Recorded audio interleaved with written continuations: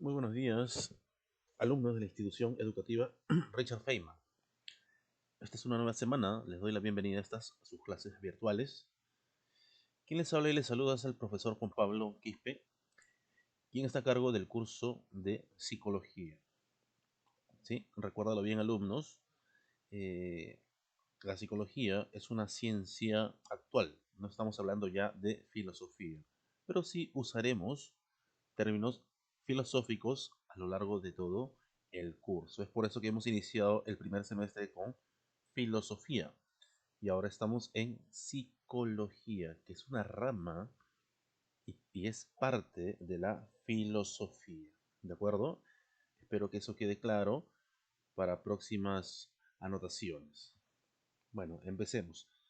El día de hoy vamos a hablar acerca de la historia de la psicología, alumnos. Vamos a ver un poco cómo ha nacido esta ciencia y desde cuándo se utiliza, ¿no? Desde cuándo empezamos nosotros a hacer un poco de psicología, de dónde proviene, cuándo empezó, cómo cambió, cómo se modificó, etcétera, ¿no?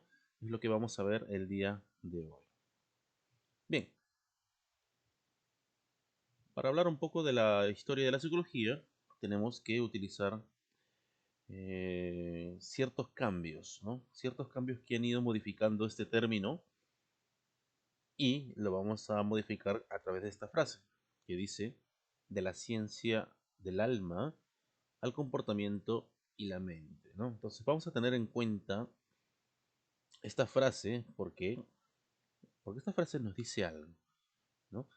Si nosotros recordamos la clase anterior o una de las clases anteriores de psicología, nos vamos a dar cuenta que literalmente psicología significa ciencia o estudio del alma.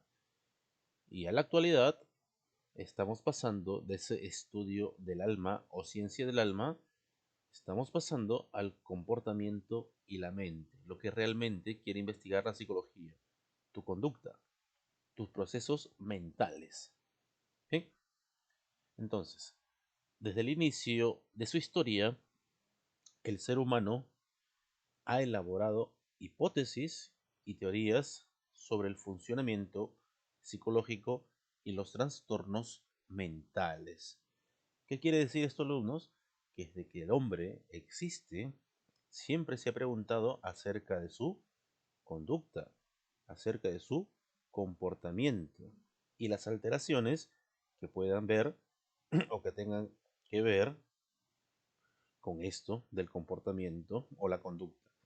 Bien, entonces desde sus inicios de su historia, desde que el hombre existía y tenía uso de razón, siempre se ha preguntado y ha elaborado hipótesis sobre el funcionamiento de la forma como nosotros nos comportamos. Bueno, ellos no lo llamaban psicología, antiguamente lo llamaban el alma, ¿no? El alma. Bien, continuamos.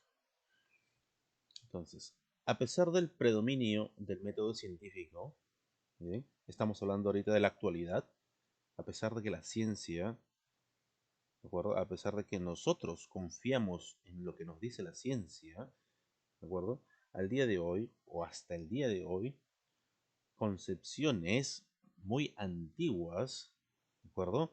O creencias muy antiguas, como por ejemplo la atribución, o se le atribuía enfermedades, ¿de acuerdo? A la acción de espíritus o a la separación entre el cuerpo y el alma, siguen teniendo cierta influencia. Esto quiere decir, alumnos, que hasta el día de hoy hay creencias de que algunas enfermedades se atribuyen a espíritus o simplemente hay una separación entre el cuerpo y el alma. Y cuando se produce esta separación, se cree que se dan estos trastornos, ¿de acuerdo? Porque no hay una relación en lo que dice tu mente y lo que hace tu cuerpo. Son dos cosas distintas. Bueno, eso hasta el día de hoy se cree, pero no en su totalidad. Recuerda que la ciencia siempre va a predominar porque la ciencia es práctica. Bien, continuamos. Ahora, Para hablar de la historia de la psicología, alumnos, es necesario remontarse a los filósofos clásicos. Es necesario viajar en el pasado hasta los filósofos clásicos que ya hemos visto en los primeros días de clases, ¿no? Los filósofos clásicos. ¿Quiénes son estos filósofos clásicos? Pues Sócrates, Platón, Aristóteles. Y es más, hay filósofos presocráticos que predominan también con estos tipos de pensamiento. Bien, vamos a una edad muy importante. Recuerda que toda la historia tiene, tiene cuatro fases, cuatro etapas importantes, ¿no? Está primero la edad antigua. Esto lo conocemos ya por historia. ¿Bien? La edad antigua. ¿Qué había en la edad antigua, alumnos? ¿Ya? Vamos a ver el inicio de la historia de la psicología en la edad antigua. ¿Sí? Ahí inició, ¿de acuerdo? La psicología, no como nombre, como lo conocemos psicología, pero ya desde el inicio de la historia en la edad antigua ya se veían conductas y comportamientos que el hombre quería saber el por qué. ¿Sí? El término psicología sabemos que proviene de dos voces o dos palabras griegas. Uno está el psique y el logos. Psique significa, ¿de acuerdo? Alma, o podemos traducirlo como mente también, y logos, que es el estudio, el tratado o la ciencia. Entonces, se puede traducir literalmente la psique y el logos como estudio del alma, ciencia del alma o tratado del alma. Cualquiera de las tres está bien. Quizás pongo una de estas preguntas en el examen de alumnos. Si yo pongo psicología literalmente en griego quiere decir tratado del alma, tú me tienes que poner que es correcto. O puede ser tratado, estudio o ciencia del alma. ¿De acuerdo? Entonces, desde ahí proviene el nombre, estudio del alma. En la edad antigua querían estudiar el alma, alumnos, el alma, lo que era la esencia de tu ser. ¿De acuerdo? Ahora, durante la edad antigua también se creía, fíjate, que los trastornos mentales, cuando hablamos de trastornos, alumnos, nos estamos refiriendo que hay alteraciones en la mente, ¿de acuerdo? Trastorno quiere decir alteración, que algo no está bien o no es normal, ¿de acuerdo? No es normal. Entonces, se creía que los trastornos mentales eran consecuencia de que había posesión por parte de espíritus y demonios. Entonces, en la edad antigua, ¿de acuerdo? Como no había la ciencia, ni siquiera de la psiquiatría, entonces a una persona, por ejemplo, que tenía epilepsia, que es una enfermedad, ¿de acuerdo? Que ahora la conocemos gracias a la ciencia, alguien, por ejemplo, que tenía epilepsia, ¿sí? Pensaban que estaban poseídos por demonios, pero obviamente no estaban poseídos por demonios, sino que era una enfermedad física, ¿no? Neurológica.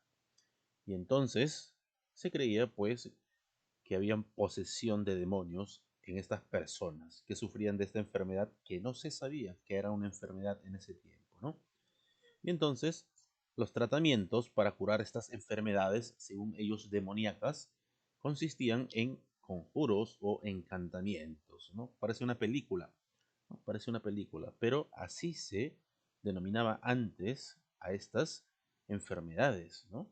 Posesiones, ¿no? A los que se atribuían estos conjuros y encantamientos, se atribuían efectos curativos. Pensaban que de esa manera las personas se podían curar. Bien, ¿qué más? Entre el siglo V y IV antes de Cristo, ¿no? Antes de Cristo, ya los filósofos como Sócrates, que lo conocemos, padre de la filosofía, y Platón, que también es su alumno, van a realizar aportaciones importantes, alumnos, que van a ser claves para el desarrollo de la psicología. ¿De acuerdo? Entonces, recuerda que este término psicología, alumnos, no es antiguo, ¿de acuerdo? El término psicología como tal es moderno, pero lo estamos utilizando aquí para que más o menos tengas una idea de lo que estamos pensando o de lo que ellos los filósofos antiguos pensaban, ¿no? Recuerda que para ellos psicología es una actividad mental, ¿sí? Una actividad mental o una actividad del alma. Entonces, para ellos eso significa o significaría el término psicología, pero no lo conocen como psicología, ¿de acuerdo? Sino como psique, ¿de acuerdo? Que es mente o alma. Bien, entonces Platón y Sócrates van a desarrollar, ¿de acuerdo? Aportaciones importantes para este desarrollo, ¿no? Además del de la filosofía. Sabemos que ellos eran filósofos, pero también aportarán o darán un granito de su aportación para poder desarrollar los métodos de la psicología en este aspecto. Entonces Sócrates, ¿de acuerdo? Es el que funda, ¿de acuerdo? O asienta los fundamentos del método científico. Y Platón también va a aportar lo mismo, pero él concibe que el cuerpo, ¿de acuerdo? Y el alma son dos cosas distintas. Entonces, para él, el alma es lo más importante y es el que dirige al cuerpo. Entonces, para Platón, el alma, un poco vamos a filosofía, alumnos, ¿no? El alma es el que conduce al cuerpo, ¿de acuerdo? O sea, el alma es el vehículo del cuerpo. Entonces, el alma es el que rige todo tu comportamiento, tus acciones, tu conducta, todo lo que tenga que ver con acciones y comportamiento, es el alma quien va a dirigir al cuerpo. ¿De acuerdo? Entonces, el alma para Platón es la verdadera responsable de la conducta humana. Ahora, en esa misma época, el médico Hipócrates, así es, alumnos, ahí hay un personaje nuevo para ti quizás, pero Hipócrates, déjame decirte, que era ya médico, ¿no? Un médico griego, antiguo, ¿no? Que nace en Grecia, bueno, griego, que nace en Grecia, en isla de Kos, ¿de acuerdo? Ya él se dedicaba al estudio de la medicina y ver las enfermedades físicas. Entonces, un poco haciendo paréntesis, pues Hipócrates es considerado el padre de la medicina. Si no lo sabías, pues ahora lo sabes, padre de la medicina, ¿ya? Entonces, Hipócrates estudió enfermedades físicas y psíquicas, ¿de acuerdo? Físicas y psíquicas mediante el método inductivo. Cuando hablamos de inductivo, quiere decir un método de observación, ¿no? Se dedicaba a la observación. Entonces, ya él estudiaba estas enfermedades a través de la observación, que es un método, y atribuyó estas enfermedades, o sea, concluyó que estas enfermedades se debían a desequilibrios. ¿Qué quiere decir desequilibrios? Pues también alteraciones, ¿no? O sea, ¿qué significa desequilibrio, alumnos? ¿De acuerdo? Que no hay un equilibrio, no hay una armonía. Entonces, hay algo que no está cuadrando bien ahí, en el cerebro. Para Hipócrates, digamos, estas enfermedades de la mente se deben a que en el cerebro había desequilibrios en los humores o fluidos corporales. ¿Qué son los humores? Es lo que tú vas a investigar en la tarea de alumnos, ¿de acuerdo? Entonces, hay desequilibrios en esta parte de nuestro organismo, para ellos denominado humores o fluidos corporales. ¿Bien? Entonces, ya se veía algunas causas por qué el ser humano actuaba de esa manera. Entonces, atribuyamos todas estas aportaciones a Hipócrates, alumno. Vámonos a los inicios de la Edad Moderna. ¿De acuerdo? Ya, inicios de la Edad Moderna. Entonces, vamos a través del Renacimiento e Ilustración. Ya, entre los siglos XVI, alumnos, y XVIII, ya, entre los siglos XVI y XVIII, en el mundo occidental ya convivieron la concepción demonológica de la enfermedad mental. Entonces, entre estos siglos, alumnos, se convivía con esta concepción. Se creía que había posesiones demoníacas y las atribuían a las enfermedades mentales, alumnos. Fíjate, entre estos siglos. Ahora, la recuperación de la influencia o de lo que se decía de estos autores que acabamos de mencionar, clásicos griegos, tanto Platón, Sócrates, ¿no? Hipócrates, ¿no? Y también la de los romanos tuvo que influir bastante, ¿de acuerdo? O tuvo un papel fundamental que va a relacionar estos trastornos psicológicos con alteraciones físicas y no morales. ¿Bien? Alteraciones físicas, alteraciones de nuestro cuerpo y no morales. No quiere decir que tengamos que ver con lo por qué actúas bien o por qué actúas mal. No, sino que eran alteraciones físicas. En la edad contemporánea, alumnos, ya casi en nuestra época, ¿sí? Durante el siglo XIX va a nacer lo que es la psicología científica. Ahora sí, con este término, psicología, alumnos, ¿de acuerdo? Entonces, en el siglo XIX nace la psicología científica. ¿En qué momento? A partir de la segunda mitad del siglo XIX. Bien, específicamente en un año que lo vamos a mencionar 1879. Entonces, el aumento de los conocimientos sobre la anatomía cerebral. Entonces, a medida que va pasando el tiempo, ¿ya? Se van descubriendo, ¿de acuerdo? Se van obteniendo nuevos conocimientos, ¿no? Saben que la ciencia avanza y entonces los conocimientos aumentan, ¿no? Entonces, el aumento de estos conocimientos sobre la anatomía cerebral, ¿ya? Entonces se estudia más la anatomía del cerebro, la parte física del cerebro, entonces hicieron que los procesos mentales, que son los procesos mentales, alumnos, ¿ya? Son los procesos que influyen que tu comportamiento sea de una manera determinada. Entonces, este aumento de conocimiento sobre tu cerebro, ¿ya? Van a hacer que tus procesos mentales se entiendan, ¿de acuerdo? En mayor medida. O sea, van a poder entender por qué tienes una conducta determinada, ¿no? Entonces, esto es consecuencia ya de la parte biológica de nuestro cerebro. Ya no se atribuye esto a demonios ni a espíritus inmundos, ¿no? Ya esto tiene una respuesta científica, una respuesta física de parte de nosotros. Entonces ya se sabe, por ejemplo, que alguien que tenga, por ejemplo, un ataque de epilepsia no es que haya un demonio dentro de él.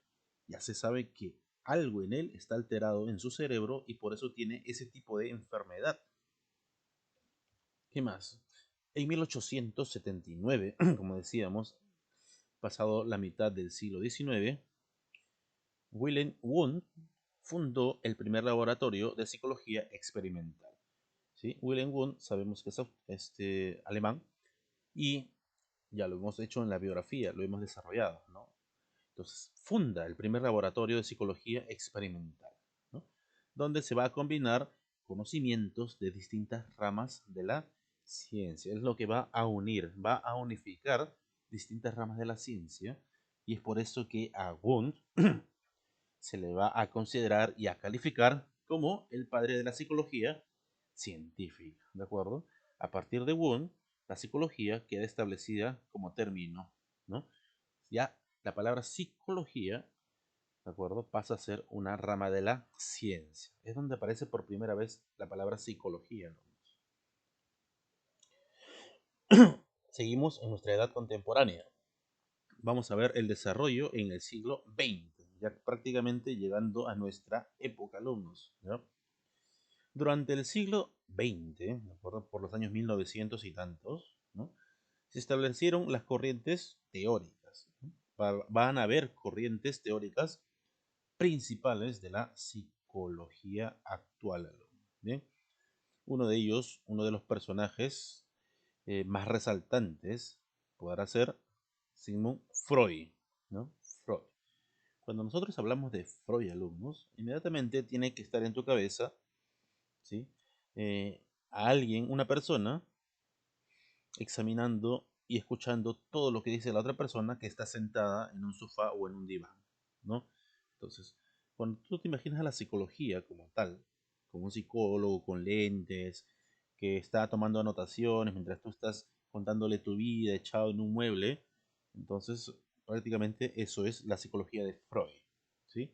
Entonces Freud creó el psicoanálisis y popularizó la terapia verbal. Como te digo, es como si contaras tus problemas Y sigues contando y contando, y él simplemente anota todo lo que tú estás pasando. Y de acuerdo a eso, puedes sacar algunas conclusiones sobre la parte de tu infancia, por qué ha sido así o por qué tienes determinadas conductas. Entonces, eso es la psicología de Freud, ¿no? Popularizó la terapia verbal. Bien. Y en las últimas décadas, o nuestras últimas décadas, ya siglo prácticamente XXI, el desarrollo de la ciencia del comportamiento y de los procesos mentales ha estado marcado por el desarrollo de las neurociencias. Entonces, la ciencia, valga la redundancia, de las neurociencias, ¿de acuerdo? Entonces, va a influir bastante en el comportamiento, ¿no? Entonces, lo que quiere decir aquí es que la ciencia se ha desarrollado de tal manera, ¿de acuerdo? Que las neurociencias van a avalar lo que dice acerca de la psicología, el comportamiento, ¿no? Se ha estudiado tanto al cerebro el día de hoy, alumnos, que nosotros podemos saber por qué uno actúa de esa manera o no actúa de esa manera, porque está deprimido. Sabemos que en el cerebro existen las partes que están las partes del arte, las partes numéricas, ¿no? Las partes de la memoria, etcétera. Se ha desarrollado tanto el estudio al cerebro que todo el comportamiento del ser humano se rige a través de ello, del cerebro, ¿de acuerdo? Entonces tu cerebro, ¿de acuerdo? Tu cerebro es el que dirige todo tu cuerpo, tu conducta, tus comportamientos, tus sentimientos, tus emociones. Entonces, la ciencia ya ha avalado esto, ¿no? Entonces ya tiene una respuesta. Bueno, aunque no toda la respuesta, pero podemos atribuirle gran cantidad de sus aportaciones, digamos, a lo que hoy sabemos, lo que es psicología. Bien, alumnos, entonces, eso sería las clases del día de hoy, ¿no? La historia, un poco de la historia de la psicología, cómo empezó, qué concepciones se tenía acerca del, del comportamiento antiguo, a qué se atribuían estas alteraciones mentales, a demonios, y como dice la frase que vemos aquí, hemos pasado de la ciencia del alma al comportamiento y la mente, ¿de acuerdo? Hemos pasado de lo que normalmente estudiaríamos al alma como tal, a comportamiento, que es tu conducta, y los procesos que hay en ti, que es la mente, los procesos mentales. Bien, alumnos, entonces, haciendo un poco de historia, vamos a la tarea, alumnos. ¿Qué nos dice la tarea? ¿Ya? La tarea, la primera tarea, vas a investigar y describir sobre la teoría de los cuatro humores. ¿De quién? De Hipócrates. Recuerda, Hipócrates era médico griego, padre de la medicina. Vas a investigar sobre esta teoría, ¿no? Así vas pones en internet teoría de los cuatro humores y vas a describirlo. Vas a ver, te vas a dar cuenta de qué está hablando Hipócrates en esta teoría, ¿de acuerdo? Y segundo, vas a hacer la biografía de Hipócrates y vas a dibujar a Hipócrates, ¿ya? Vas a tener dos tareas. Entonces, eso sería la clase del día de hoy, alumnos. Que tengas un excelente día.